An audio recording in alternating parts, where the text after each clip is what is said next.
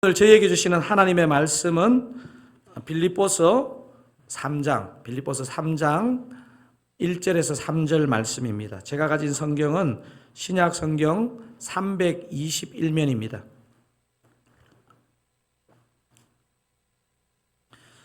빌립보서 다 찾으시면 3장 1절에서 3절 3절밖에 안 되기 때문에 한 목소리로 합독하시겠습니다.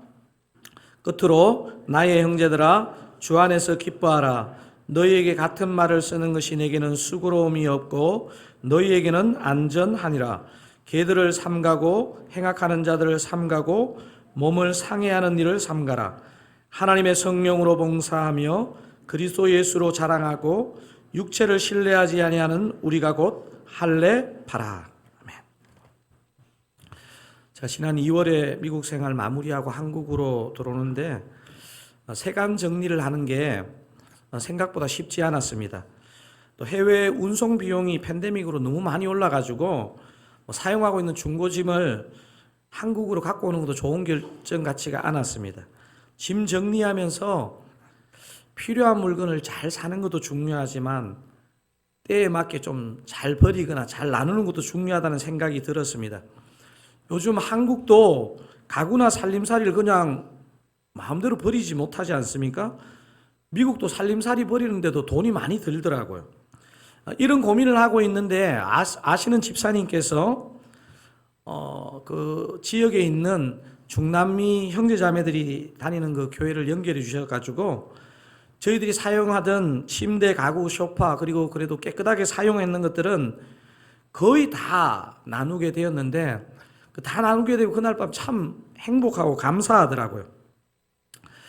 살림살이를 잘 사고 잘 버리는 것이 중요한 것처럼 저와 여러분이 행복한 삶을 위해서 버려야 할 게 뭔지, 꼭 붙잡아야 할 게 뭔지를 잘 아는 것도 중요한 것 같습니다.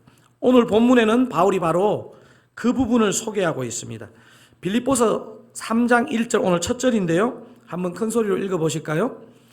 끝으로 나의 형제들아 주 안에서 기뻐하라. 너희에게 같은 말을 쓰는 것이 내게는 수고로움이 없고 너희에게는 안전하니라. 제가 아마 여러 번 질문 드린 것 같은데요. 빌립보서 전체를 이해하는데 가장 중요한 두 단어가 있다 그랬습니다. 그리고 그 두 번째로 많이 사용된 단어가 있다 그랬는데 혹시 기억나십니까? 지난 주일 설교 제목인데요. joy입니다. joy, 기쁨, 기뻐하라입니다. 혹시 한 몇 번 정도 사용되었을까요? 빌립보서에서 16번 사용했습니다. 그런데 이 joy라는 단어, 빌립보서에 나온 이 joy라는 단어를 이해하는데 더 많이 사용된, 더 중요한 단어가 있습니다. 어떤 단어일까요? 이 세 단어는 사실은 같은 분을 가리키는데 표현이 다르죠? 주, 예수, 그리스도 이 단어를 조이보다 한 3배 이상 50회 이상 이 단어를 사용했습니다. 지난주일 본문을 생각해 보면 기쁨은 상황 때문에 오는 것이 아님을 우리가 또 느꼈습니다.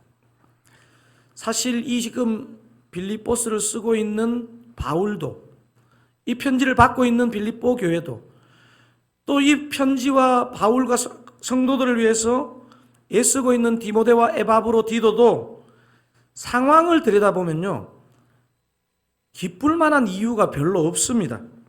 사랑하는 사랑하종 여러분, 진짜 기쁨은 어디에서 오죠? 주 안에서 옵니다. 주 안에서. 제가 이번 주 이 설교 준비하고 어제 막 설교 마무리하면서 제 방에서 갑자기 이 찬양이 막 나오더라고요. 제가 춤을 추면서 주 안에서 기뻐해 주 안에서 기뻐해 하면서 혼자 막 춤을 추면서 노래를 하다가 제 밖에서 누가 들으면 안 되지 하고 중간에 그만뒀는데요. 그렇습니다. 저와 여러분의 기쁨과 행복은 어떻게 온다고요? 주 안에서. 방금 읽으신 빌립보서 3장 1절 상반절까지만 보면 2장과의 흐름이 너무 잘 연결이 되거든요. 그런데 3장 1절 하반절과 2절을 이렇게 읽어보시면요, 2장의 그 흐름과 너무 다른, 이게 과연 바울이 쓴 편지가 맞나 싶은 그런 느낌이 듭니다. 말이 너무 과격합니다. 1절 상반절을 제가 한번 읽어볼 테니까 여러분이 1절 하반절부터 2절까지 한번 읽어보시는 겁니다. 끝으로 나의 형제들아 주 안에서 기뻐하라. 여러분 읽어보겠습니다. 너희에게 같은 말을 쓰는 것이 내게는 수고로움이었고 너희에게는 안전하니라. 2절요. 개들을 삼가고 행악하는 자들을 삼가고 몸을 상해하는 자들을 삼가라. 여러분 좀 전에 읽었던 1절 상반절은 끝으로 나의 형제들아 주 안에서 기뻐하라. 이거는 지금 지난 주일 살펴봤던 2장과 너무 잘 연결되는 부분입니다. 그런데 3장 1절이 자연스러운 문장 연결로 보면 빌립보서 4장 4절하고 연결이 잘 됩니다. 여러분 빌립보서 3장 1절 상반절 읽고 4장 4절로 바로 건너가면요, 중간의 부분 띄워도 충분히 연결이 됩니다. 한번 그렇게 한번 읽어볼까요? 제가 3장 1절 상반절을 한번 읽어보겠습니다. 끝으로 나의 형제들아 주 안에서 기뻐하라. 여러분 4장 4절 읽겠습니다. 주 안에서 항상 기뻐하라. 내가 다시 말하노니 기뻐하라. 중간 내용이었고 방금 읽으신 것처럼 3장 1절 상반절에서 4장 4절로 바로 넘어가면요, 너무 자연스럽게 연결됩니다. 그래서 있잖아요, 이게 성경이 쉬운 듯 하지만요 참 어렵습니다. 그래서 자유주의 신학자들 가운데는 이 3장 1절 상반절과 4장 4절 사이의 이 부분은 바울이 쓰지 않았고 후대에 누가 첨가한 것으로 보는 그런 학자들도 있더라고요. 하지만 우리는 성경에 적힌 그대로를 믿어야 되죠. 사실 그렇게 생각하고 이 본문을 묵상해 보면요, 어조는 너무 바뀌었지만 같은 바울이 의도를 가지고 쓰고 있는 것이 맞습니다. 바울은 빌립보 교회 하나됨을 깨뜨리는 것이 교회 내부의 요인만 있었던 게 아닌 것을 알았습니다. 바울은 빌립보 교회를 깨뜨리는 외부의 요인에 심각하게 주목하는데요, 여러분 사실 바울 서신들을 읽어보면요, 또 다른 신약의 서신들도 읽어보면 사실 이 초대교회를 가장 괴롭혔던 세력 중에 하나가 누구냐 하면요, 교회 밖에 유대인 율법주의자들이었습니다. 복음만 믿으면 안 된다, 예수만 믿으면 안 된다, 율법을 지켜야 된다, 율법을, 할례를 받아야 된다. 여러분 그래서 바울이 있잖아요, 정말 어려움을 겪는 성도들에 대해서는 얼마나 약하게 긍휼과 사랑을 베푸는지 모르는데요, 이 유대인 율법주의자들에게는요 정말 입에 욕을 품는 그런 어법을 보이고 있습니다. 여러분 그런 바울의 심정을 좀 생각하면서 오늘 2절을 한번 더 읽어보겠습니다. 개들을 삼가고 행악하는 자들을 삼가고 몸을 상해하는 일을 삼가라. 여러분처럼 이렇게 온유하게 2절은 읽으면 안 됩니다. 힘을 줘가지고 눈을 부릅뜨고 읽어야 되거든요. 지금 바울이 유대인 율법주의자들을 어떻게 부르고 있습니까? 뭐라고 지금 2절에 기록하고 있습니까? 개들을 삼가고. 반려견을 사랑하시는 성도님 여러분, 바울에게 너무 열받지 마시기 바랍니다. 여기에 나오는 개는요, 여러분 댁에서 키우는 여러분의 사랑을 받고 있는 그런 개들이 아닙니다. 주인 없이 야생을 돌아다니면서 이 유대에서 썩은 고기를 먹던 들개를 말합니다. 사실 이 개라는 단어는요, 바울이 원래 사용했던 단어가 아니고 율법주의적 유대인들이 이방인들을 아주 폄하해서 아주 저속하게 하면서 사용한 용어입니다. 그들은 선민인데 썩은 더러운 고기를 분별 없이 먹고 사는 듯한 이방인들을 무시하면서 불렀던 이름이 바로 개입니다. 그런데 여기서 바울은 그 욕을 이 유대인들에게 돌려주고 있습니다. 2절에서 율법적인 유대인들을 바울이 어떻게 비난했는지 제가 한번 더 읽어보겠습니다. 개들을 삼가고 행악하는 자들을 삼가고 몸을 상해하는 일을 삼가라. 3번이나 삼가라는 말을 하고 있습니다.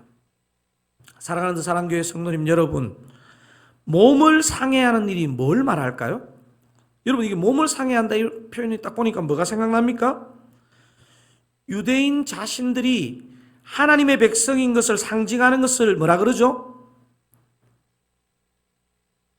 오늘은 더 내성적이시네요. 할례라 그러죠. 여러분, 원래 이 할례에 해당되는 헬라어는 페리토메입니다. 페리토메. 뭐라고요? 페리토메.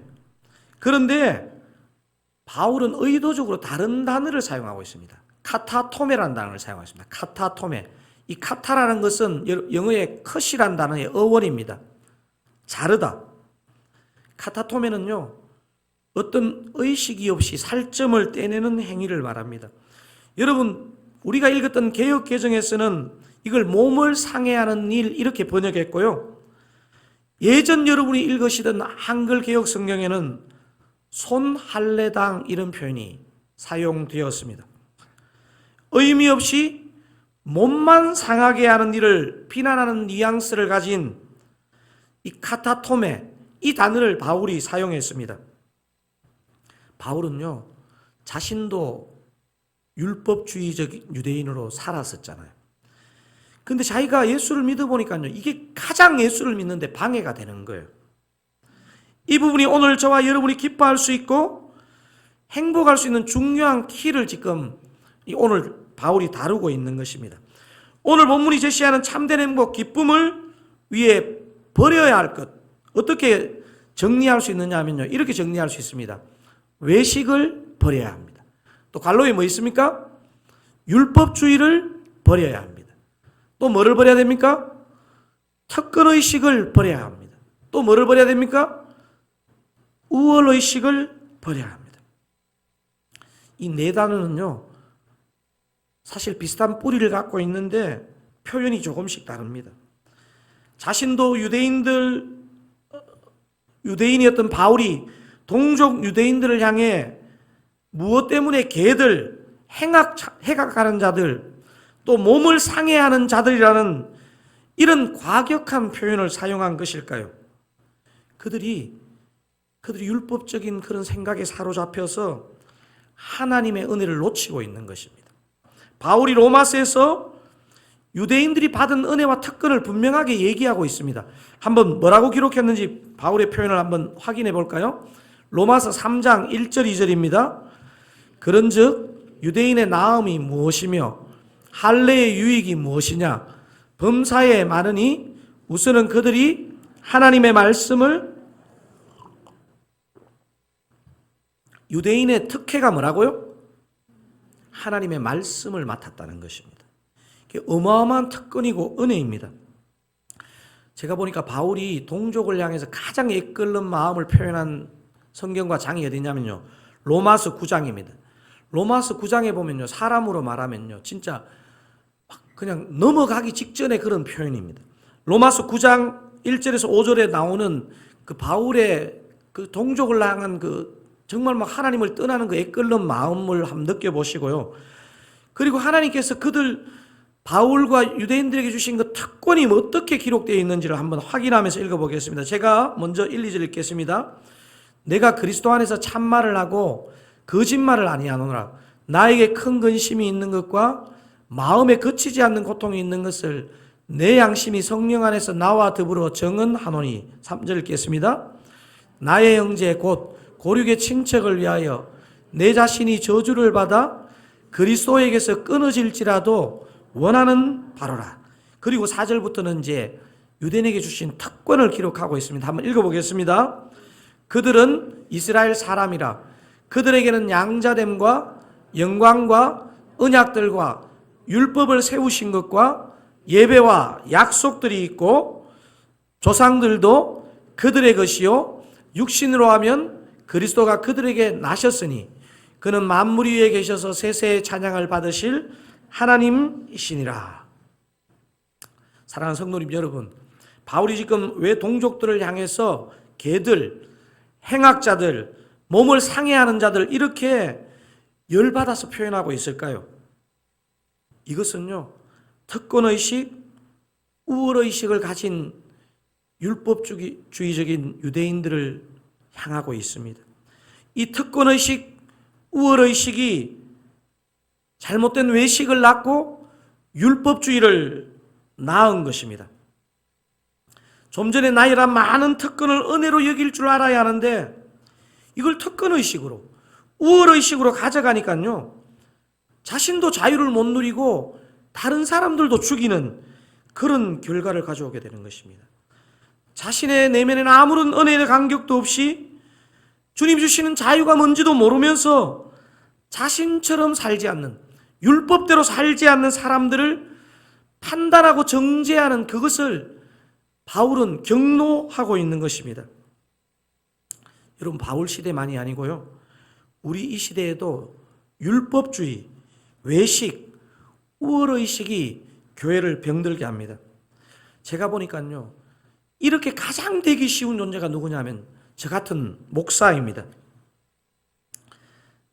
내 내면에 진짜 하나님이 주시는 은혜와 자유의 감격이 없이 제가 여러분에게 설교를 하고 목회를 하면요, 저도 힘들어지고 여러분들도 정말 불편하게 하는, 그래서 구원의 문을 닫는 그런 이상한 상황이 되는 것입니다.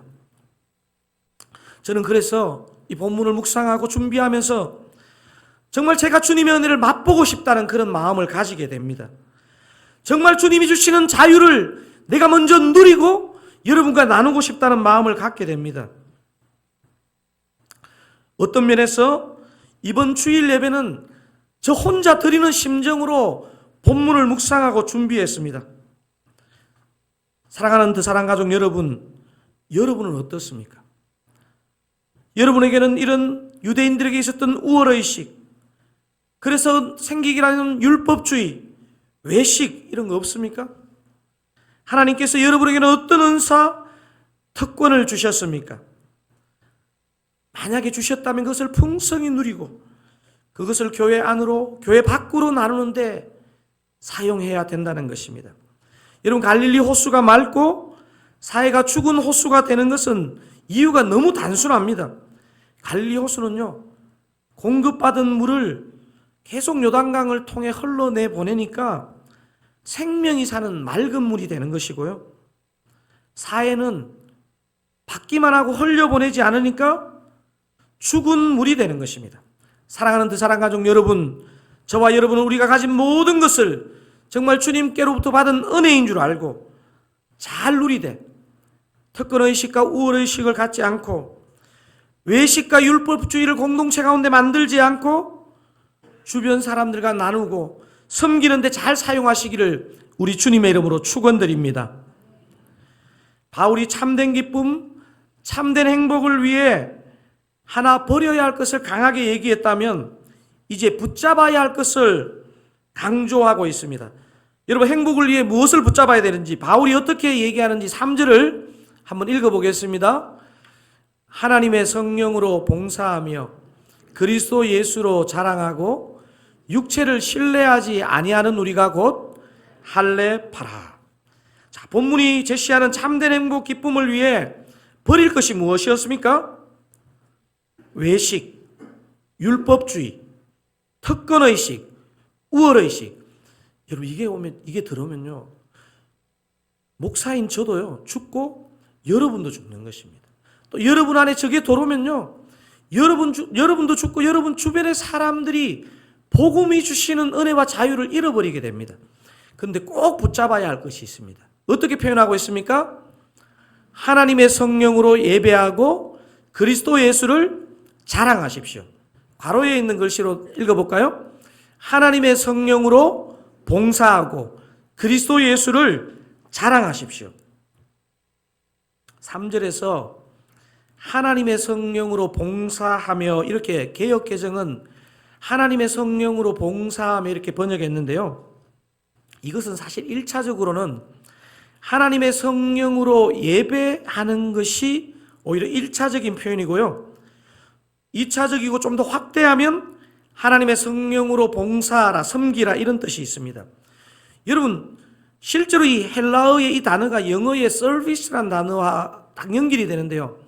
여러분 이 서비스란 단어가 1차적인 의미는요, 예배라는 단어입니다. 예배. 그리고 또 어떤 뜻이 있습니까? 봉사, 섬김의 뜻이 있는 것이죠. 여기서 이 서비스란 단어에서 중요한 게 뭐냐면요, 하나님의 성령으로. 여러분은 우리 예배에서 가장 중요한 게 뭐라고 생각하십니까? 찬양입니까? 설교입니까? 기도입니까? 광고입니까? 찬양대입니까? 또 뭐가 있죠? 저는 하나님의 성령으로가 가장 중요하다고 생각합니다. 제가 설교를 준비하고요, 제일 공허할 때가 언제냐면요, 성령께 납작 엎드리지 않았을 때. 비록 제 설교 원고가 좀 부족해도요, 제가 죽었다 생각하고 주님 앞에 우리 성령님께 납작 엎드리면요, 하나님이 그 속에서도 긍휼과 은총을 베풀어 주십니다. 여러분 특별히 2부 예배는 제가 보니까 찬양 드릴 때 몇 분 안 앉아 계세요. 그리고 찬양 드릴 때 이미 와 계신 분은 내가 굉장히 일찍 왔구나 이렇게 착각하시는 것 같아요. 원래 예배는요, 찬양하기 10분 15분 전에는 오셔야 됩니다. 왜 그런 줄 아세요? 여러분 한 주 동안 얼마나 막 복잡하게 사셨습니까? 오기 전에 또 얼마나 근심하다 오셨습니까? 딱 이 자리에 앉아서 성령께 여러분의 영혼이 납작 엎드려야 됩니다. 성령께 붙잡혀야 됩니다. 성령께서 은혜 주셔야지 우리가 은혜 받을 수 있는 것입니다. 여러분 예배는요, 성령 우로가 가장 중요합니다. 설교자도 찬양 인도자도 예배의 중요한 순서도요, 하나님의 성령보다 더 중요하지 않습니다. 이런 의미에서 저는 자신의 예배를 드리시고 저와 여러분이 드리는 예배를 위해서 예배 시간부터 정말 여러분 꼭 기도하시기를, 성령으로 기도하시기를, 그래서 성령으로 예배 드리시기를 부탁드립니다. 여러분 여기서 이 서비스가 예배라는 뜻도 있고 무슨 뜻도 있다 그랬죠? 봉사. 봉사는 또 어떻습니까? 여러분 사역하면서 자꾸 지치는 이유가 뭘까요? 제가 한 번씩 그런 생각을 합니다. 나는 사역을 하는데 왜 지치지? 들여다보면요, 하나님의 성령으로 봉사하지 않았기 때문입니다. 내 열심으로, 내 생각으로. 사도 베드로도요, 똑같은 얘기를 베드로전서 4장에서 하고 있더라고요. 한번 확인해 보실까요? 베드로전서 4장 10절 11절, 제가 10절을 읽어볼 테니까 11절을 여러분 색깔 있는 글씨 부분을 여러분 한번 읽어보겠습니다. 제가 10절 읽겠습니다. 각각 은사를 받은 대로 하나님의 여러 가지 은혜를 맡은 선한 청지기 같이 서로 봉사하라. 여러분 10절 읽겠습니다. 누가 말하려면 하나님의 말씀을 하는 것 같이 하고, 누가 봉사하려면 하나님이 공급하시는 힘으로 하는 것 같이 하라. 딱 저기 베드로전서 4장 11절 저 부분에서 딱 두 가지를 얘기하고 있잖아요. 말하려면 혹은 설교하려면 하나님의 말씀을 하는 것 같이 하고, 누가 봉사하려면 어떻게 하라고요? 하나님이 공급하시는 힘으로 하는 것 같이 하라는 것입니다. 사실 오늘 말씀은요, 특별히 여러분보다는 저에게 주님이 주시는 말씀이라고 생각되어집니다. 강 목사, 너 열심으로 일하지 말고 내 열심으로 일 좀 해라. 강 목사, 네가 계획한 부분까지만 일하지 말고 나의 계획을 따라 좀 일을 해라. 이렇게 주님이 말씀하시는 것 같습니다. 바울은 오늘 본문에서 진짜 할례파, 육신이 아니라 마음의 할례를 받은 사람이 누구라고 말합니까? 3절 한번 큰 소리로 한번 더 읽어보겠습니다. 하나님의 성령으로 봉사하며 그리스도 예수로 자랑하고 육체를 신뢰하지 아니하는 우리가 곧 할례파라. 하나님의 성령으로 봉사하며 누구로 자랑하라고요? 그리스도 예수. 여러분이 혹시 갖고 계신 성경책 그 각주에 보면요, 그리스도 예수로 자랑하고 이 부분을 그리스도 예수 안에서 자랑하고 이렇게 각주를 달아놨는 성경도 있습니다. 이게 원어적으로 보면 사실은 다 이 같은 뜻을 갖고 있는 거거든요. 그래서 그리스도 예수 안에서 자랑하고 이거의 은혜를 받아가 여러분 중에도 이렇게 하는 사람이 있는 것 같습니다. 그리스도 예수 안에서 자식도 자랑하고, 그리스도 예수 안에서 내가 하는 일도 자랑하고, 그리스도 예수 안에서 무엇이든 자랑해도 복음적이네? 이렇게 생각하는 것입니다. 이 구절은 그냥요, 그리스도 예수를 자랑하고 이게 가장 좋은 번역입니다.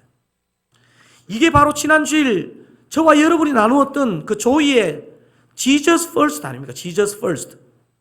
예수님을 자랑하는 것. 예수님을 최우선으로 손에 두는 것.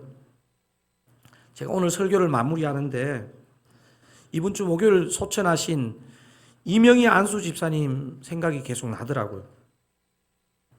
이명희 안수 집사님 저희 교회 최연장자신데 올해 87세입니다.